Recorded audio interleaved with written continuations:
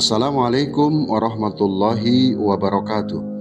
Sobat Kor Praja Wibawa yang berbahagia, Bapak Ibu yang amat sangat saya hormati. Pada bagian keempat, edukasi mengenai Satpol PP sebagai kelanjutan penjelasan mengenai tugas pokok Satuan Polisi Pamong Praja dalam penegakan peraturan daerah dan atau peraturan kepala daerah, baik dalam bentuk peraturan gubernur maupun peraturan bupati atau wali kota. Selanjutnya, bagaimana peranan Satpol PP dalam penegakan perda? Penegakan perda bertujuan mewujudkan kepastian hukum, keadilan, kemanfaatan bagi masyarakat, dan pencapaian tujuan otonomi. Artinya bahwa penegakan hukum daerah adalah tentang optimalisasi perwujudan ide-ide yang tertuang dalam pasal-pasal perda dengan memperhatikan unsur kemanfaatan, keadilan yang tentu harus dijalankan dengan menerapkan manajemen penegakan perda. Dengan demikian, peran serta kehadiran organisasi, dalam hal ini Satpol PP, sangat menonjol.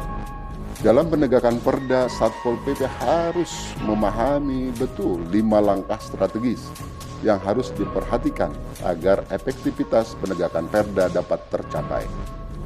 Pertama, menggambarkan situasi yang terjadi secara detail dan utuh, maka diperlukan pendalaman dalam bentuk pengumpulan bahan dan keterangan. Kedua, melakukan analisis alternatif tindakan untuk mengatasi masalah yang timbul dalam implementasi aturan, sehingga perlu pendalaman atas permasalahan lapangan. Ketiga, memilih sarana-sarana atau alat-alat perlengkapan yang akan digunakan untuk menjamin tercapainya tujuan aturan tersebut. Keempat, melakukan pengukuran atau memprediksi dampak-dampak yang timbul dari penerapan aturan.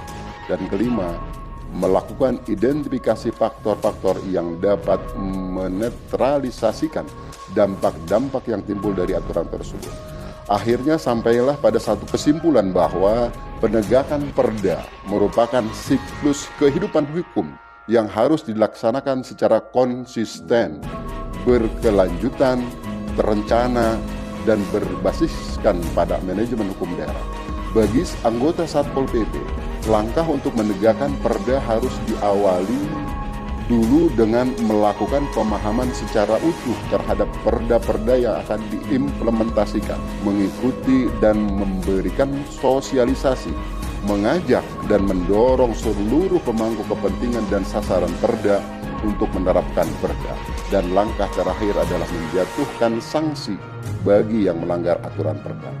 Penegakan perda merupakan bisnis kepercayaan antara masyarakat dan Satpol PP, sehingga Satpol PP harus bisa menjadi kompas perilaku tertib, sehingga eksistensi Satpol PP harus hadir sebagai institusi yang dapat dipercaya dan diyakini dapat mengayomi masyarakat dan bukan dianggap sebagai musuh masyarakat kecil.